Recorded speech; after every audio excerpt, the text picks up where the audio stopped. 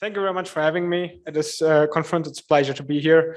I'm Tristan Muller from IBM in Germany. So IBM Germany has a rather recent, newly found group working on quantum computing, and I'm happy to be part of that. If you have any doubts whether that's a recent topic, I'll ask you to kindly read the news and check the latest Nobel Prize announcements, because in their reasoning for why they awarded the Nobel Prize to those people, they said it's also building the path to applications such as quantum computing. That's a general overview topic. There's a lot in it, so let's go in straight away. First question to answer is, why even quantum computing? We've made a bunch of progress with classical computers. Why should we bother? Is there anything still to do with that? And this chart sort of tries to illustrate that. There are a lot of problems we can solve classically today with our classical computers, but then there's a much bigger class of problems which we most likely can't adequately solve today. The hope that we have is that quantum computing will solve all the problems we can already solve, which is not very exciting, and also some we can't and maybe won't be able to solve in the future with classical computers. And then there's this extra area of problems which are completely different compared to the problems you typically think about.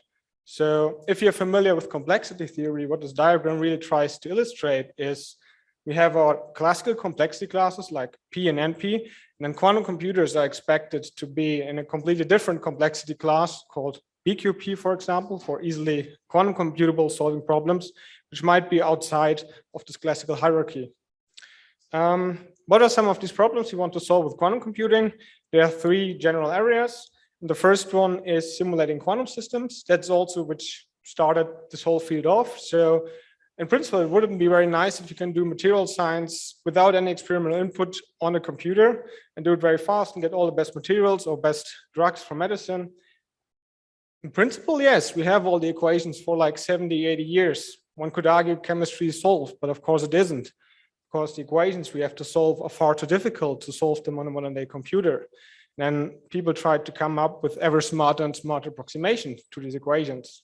Until in the 1980s, Richard Feynman was like, we're trying our hardest to simulate quantum behavior on a classical computer. So the idea was really to build a device which has all this complicated behavior we want to simulate classically built in, and then use that. People thought a little bit about the idea and eventually figured out, well, there are other areas where such a device would be quite helpful. One such area, a very recent field, is artificial intelligence. So the crossover of quantum computing and artificial intelligence. Another area which is currently gaining a lot of traction is optimization, that is using quantum computers for optimization or Monte Carlo methods. To achieve that, we want to make use of quantum properties, and there are three general properties from quantum mechanics I want to introduce you today, which are mainly responsible for hopefully getting a speed up with quantum computers. First one I want to talk about is superposition, which is maybe also the most famous one. So if we do classical computations, we have two states, 0 and 1. That's about it. Now, if we do quantum computations, we have a whole area of a sphere, a whole surface of a sphere, which we can use for computations. So instead of being at the poles of our sphere, we can be anywhere, like the state psi on the surface of that sphere. And then, of course, if it's a sphere, you can specify it either by two angles, or what is more commonly done is to have these two states and then some complex coefficient for them. These complex coefficients are normalized, so a squared plus b squared always equals 1, which guarantees that we'll always end up in one of the two states if we do a classical projection, because the state psi, we can't take it from a quantum world and put it in a classical world. You have to measure it, which is a projection, then either to the 0 or to the 1 state. And where you end up depends on which part of the sphere you are when you do measurement. So for example, if we go halfway from 0 to 1 and are ending up at the equator, if we do a measurement, half of the time we'll flip to 0, half of the time we'll flip to 1. That's really what people mean when they say quantum computers can represent two states at the same time. We have a statistical mixture of both states, and until we measure them, we can continue to work with the statistical mixture. So what superposition really does for computing for us is it enlarges the state space we can use for computations. And if we then go to more qubits, let's say 2 qubits, there are more effects coming to play, such as entanglement. Before going into that, we look at what does a 2-qubit state look like? Well, we continue to play the statistics game. We now have 4 states 2 qubits can be in, both 0, 0, 1, 1, 0, or 1, 1, which are also the states you know from classical computing. And as we're continuing to play the statistics game, they have coefficients A, B, C, D. And they, of course, have to add up again to 1, which means if we do a measurement, they will be in one of these 4 states. These are the 4 options. And what you can see already here, the scaling. So we double the number of qubits, we double the number of coefficients and states we have. So the state space is really 2 to the power of qubits and scales exponentially the number of qubits. What entanglement now allows us is to make this exponential state space even more complicated, because that will result in qubits being no longer statistically independent from each other. So this first example is not entangled. If I know the information of 1 qubit, that doesn't tell me anything about the other qubit relay.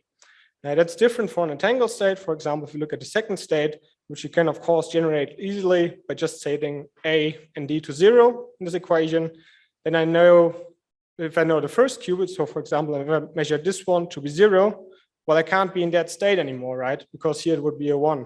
So if I measure this one to be 0, I immediately know without looking at the other qubit what the result for the other qubit will be. So these qubits are no longer statistically independent. One can do it a little bit more hand-wavy if one's unsure, is it an entangled state?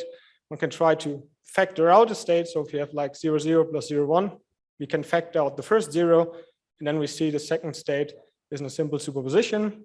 It's not entangled, but we cannot do this with this so-called belt state. We cannot factor out a state here. And here again, we have this behavior. If we know that one of those two is 0 or 1, we immediately know what the other state, the other qubit will be in. So superposition gives us a large state space. Entanglement makes it even more complicated and allows us also to address multiple qubits in parallel. There's one final effect from quantum mechanics I want to talk about. It is quantum interference. And if you know signal processing or worked with waves before, you know the concept of interference. That is, if you have 2 waves with different amplitude and different frequency, they can interfere with each other. So either amplify each other or annihilate each other, and you get some sort of interference pattern. Now, what we solve for with the quantum computer are quantum wave equations. Our states, solution states, behave like waves. And we really can make use of this interference pattern to amplify the solutions we want to measure and to de-amplify all the other solutions. So here's an example for example, if we want to find 1 state out of 8 states, so to say, classically, we would just look at those. So imagine you want to look at 8 keys, which one is the right one for a door, just try all of them one after another. Quantum mechanically, we can do a little bit better. So we would first mark the state with a negative prefactor, which we're interested in, which, because only the square of these probability amplitudes ultimately is important for the measurement, doesn't change anything in terms of probability so far. But then in the second step, we'd increase the probabilities of all negative states and decrease all the other states. And all of a sudden, we have a very high probability of measuring the state we want to look at. And in principle, I can repeat this. So I could flip the state back over and then amplify the probability again. That is, for example, what Grover's algorithm does, if you've heard of that. So Grover's algorithm does unstructured search in square root of n steps. So classically, if you have 100 keys, you have to try on average 50 times to find the correct one. With the quantum computer, you have a very high chance that after 10 tries, you have the correct key to open the door because of making use of interference. To put all that onto a real device, you of course need something to work with. And classical computing, those are gates like AND or NOT or XOR. And in quantum computing, those are quantum gates, which are reversible. So basically, they always represent unitary matrix. In a sense, a quantum computer is very good at calculating with unitary matrices.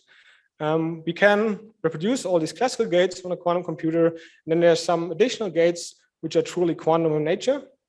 These are the Hadamard gates and the CNOT Gate. And I have some more details about them on the following slides. So first, let's talk about single qubit gates. They are the so-called rotation gates. They are called that way because they are rotations around a Bloch sphere.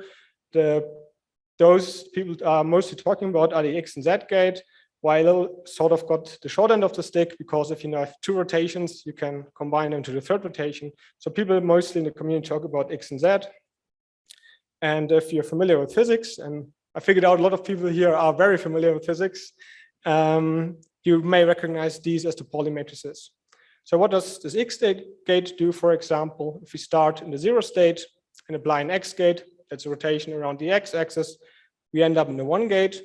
In that sense, the X gate is like your classical NOT gate. It flips 0 to 1, and then if you apply it again, 1 back to 0.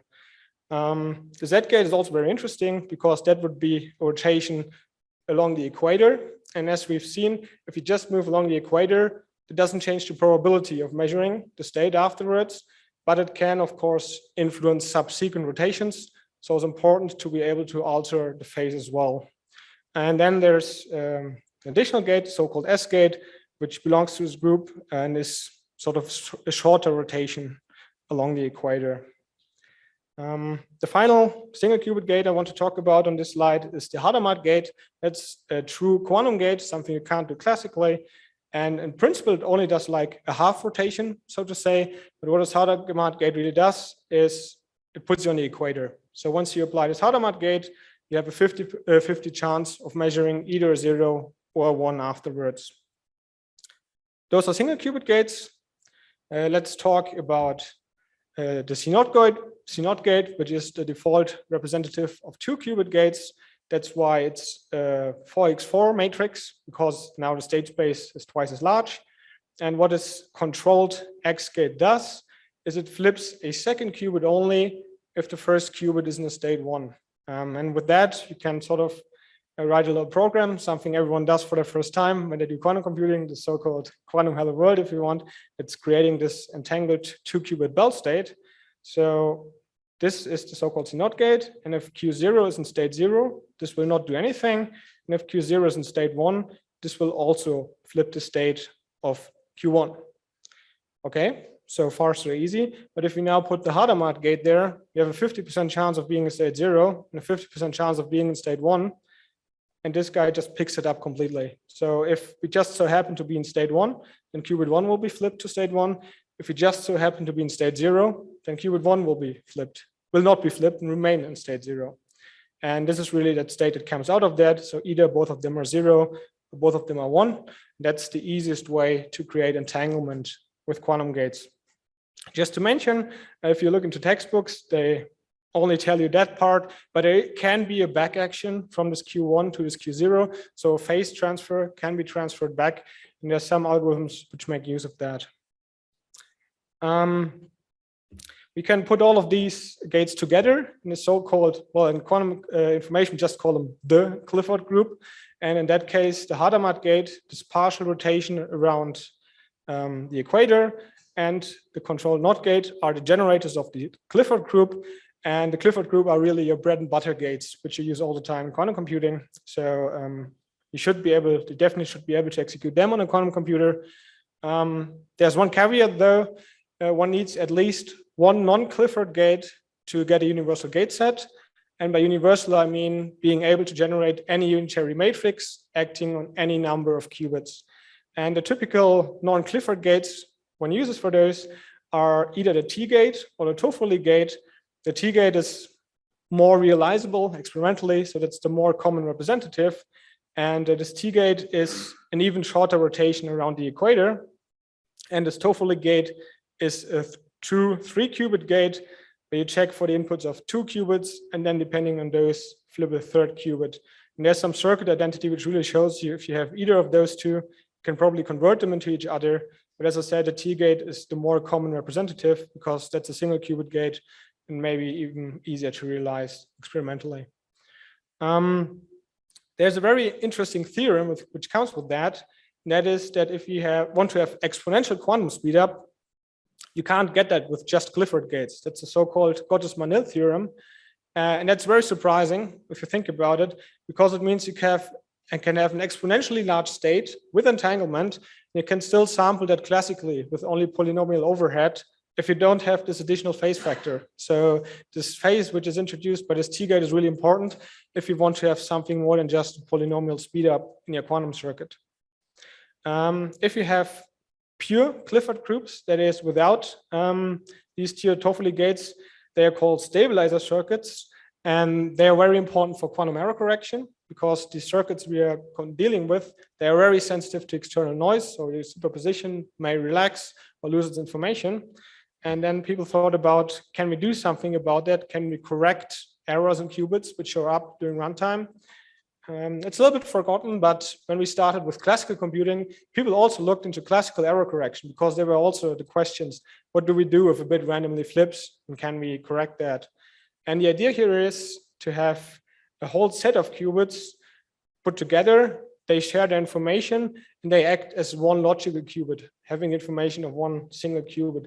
For example, this is an example from a very good paper. So both these pictures from 2012, which I can recommend. Here they show a simple example where I think it's 25, 30, I don't know exactly, qubits put together to represent one single qubit.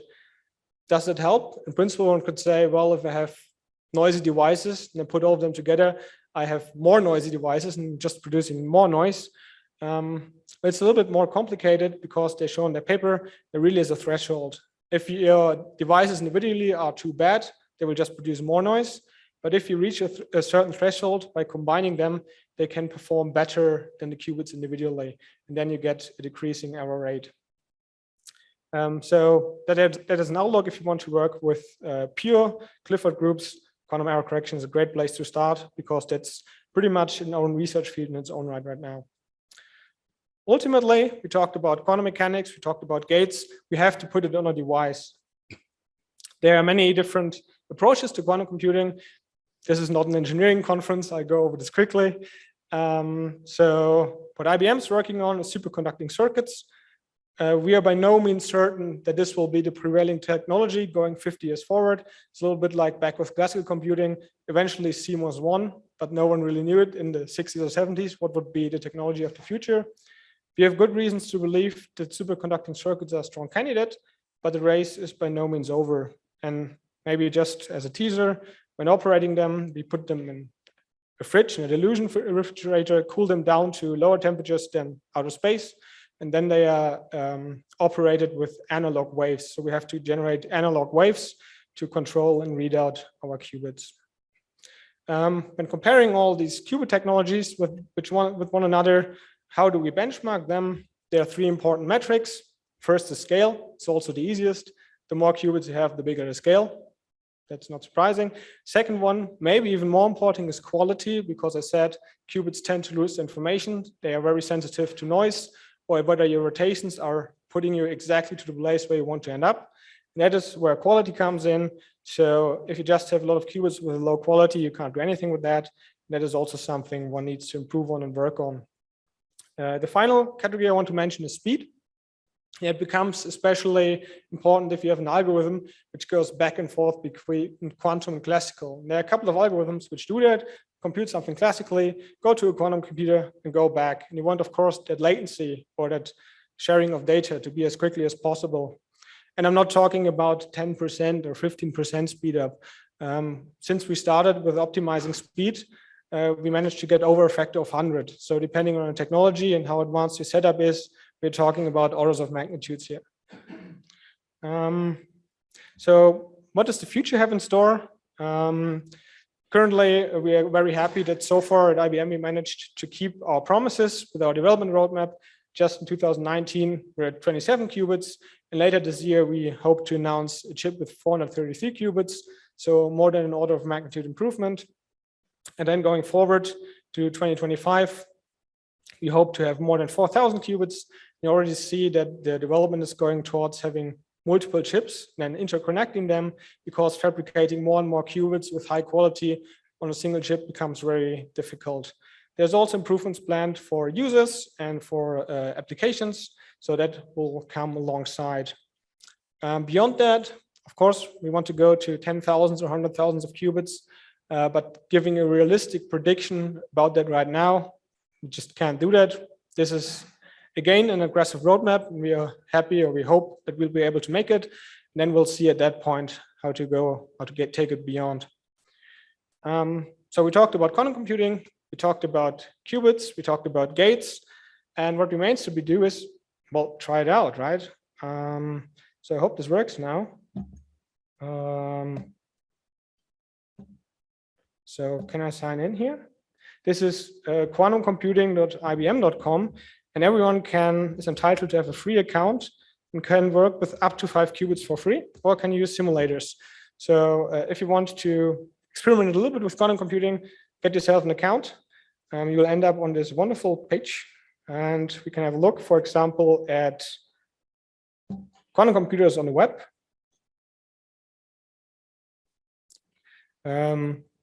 And you see different statuses for different systems. All these are quantum computers we have online right now. Let's have a look at some random one. This one is called Cairo. That doesn't mean it's located in Cairo, it's just a name. And we can scroll down a little bit and see how the device is laid out, how many qubits it has, how they are connected, how the error rates are. And there's a bunch of more information if you really want to dig deeply into it. And then there are 2 ways to program quantum computers from this webpage. One is the so-called composer, which is a drag and drop user interface. And the other one is the lab, which is a Jupyter notebook in Python. Let's first have a look at the composer. I think it's self-explanatory why we call it a composer. It looks a little bit like composing sheet music. We have 2 qubits right now. Let's remove one for now. So we have a single qubit system. And down here we have, can I scroll down? No, apparently I can't.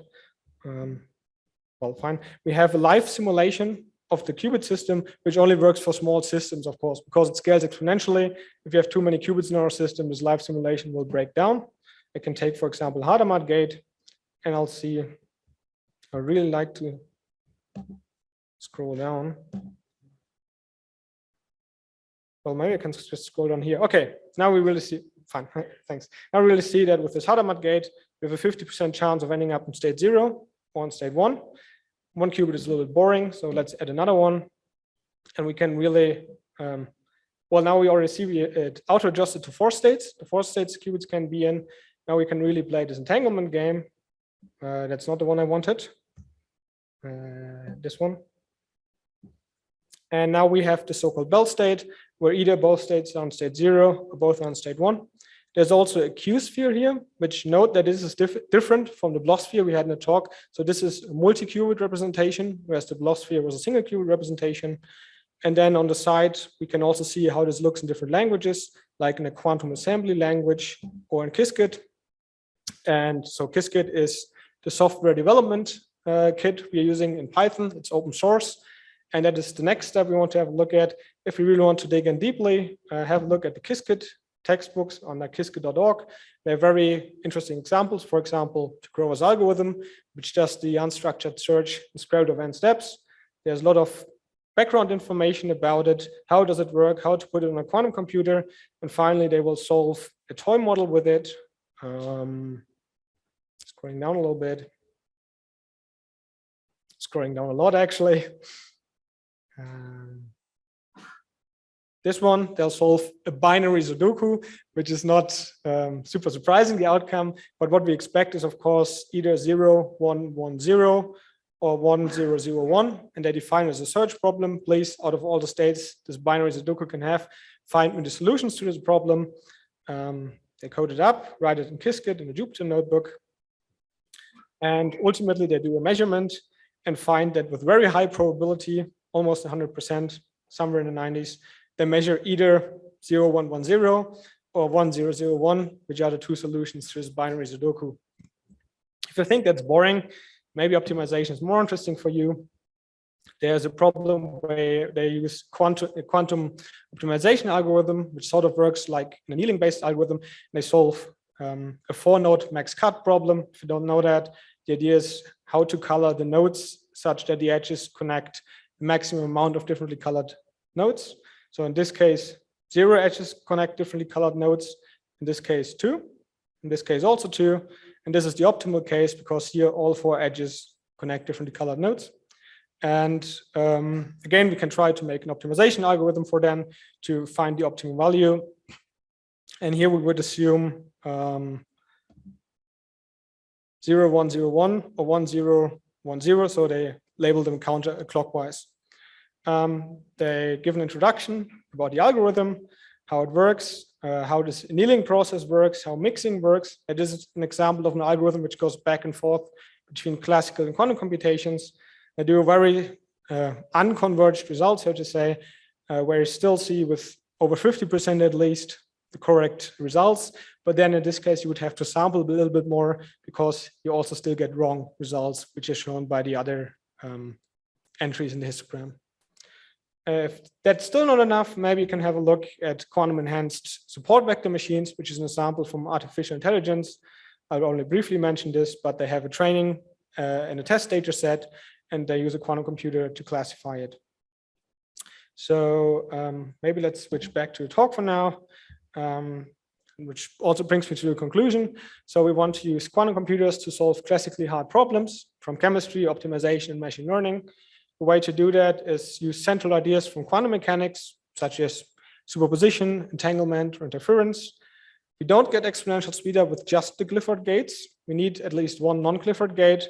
And if we want to benchmark different quantum systems, we should look at scale, quality, and speed. And finally, I encourage everyone to try it out by either going to quantum-computing.ibm.com and get a free account, or to go to ICACGA.org and look at all of these examples and see how they work in practice. Before we go to questions, maybe I have a common misconceptions of FHQ slide, if you want to say so. And the first one is quantum computers will outperform classical computers. And that's only the case for some tasks when using dedicated quantum algorithms. So don't expect to use any algorithm and then have it run 10 times faster on a quantum computer. That's not how it works. Then quantum computers can test all possible solutions at the same time. That's also not true because, as we've seen, we have to navigate Hilbert space. We have to carve out the desired solution with a given probability, and we can't do that at one shot. So that takes time. And if we do a measurement, we do a projection, we will only get one solution, not all the exponential solutions we may have calculated with during the calculation. That ties into the next problem. Quantum computers are the cure-all for computing. That is also definitely an overstatement because we know that hard problems exist for quantum computers. Not all problems from NP are expected to be solvable on quantum computers. And there's even the new QMA class, which is the quantum analog of the NP class. They are assumed to be different, but I don't think that's been proven right now. The final question is, when will I have my private quantum computer? And the answer to that is not anytime soon. So that's not the focus companies are working on. It will remain an enterprise or for academia system only to access via cloud access.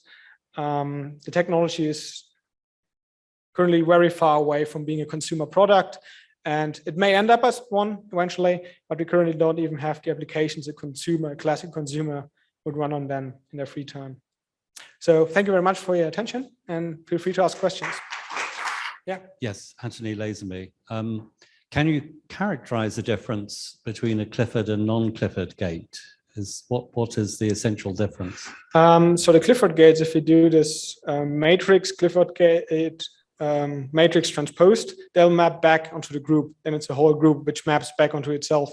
In the non-Clifford gates, if you try to do that with them, they'll bring you outside of the group. They don't map inside of the group.